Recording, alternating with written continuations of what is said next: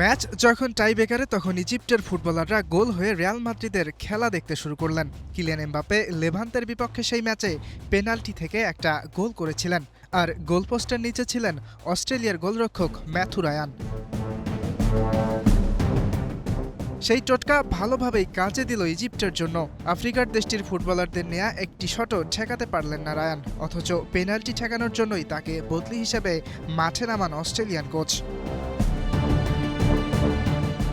অন্যদিকে 4 শট নিতে গিয়ে 2টি শটই মিস করে অস্ট্রেলিয়া। 4-2 গোলে জিতে রাউন্ড অফ 16 নিশ্চিত হয় ইজিপ্টের। জয় নিশ্চিত হতেই আনন্দ অশ্রু হয়ে গড়িয়ে পড়ে মোহাম্মদ সালার দুচোখ বেয়ে।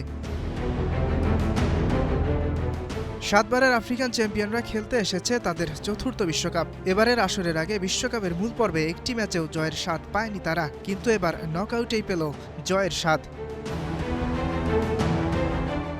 মোহাম্মদ হানি আত্মঘাতী গোল না করলে টাইব্রেকার পর্যন্ত হয়তো অপেক্ষা করতে হতো না ইজিপ্টকে।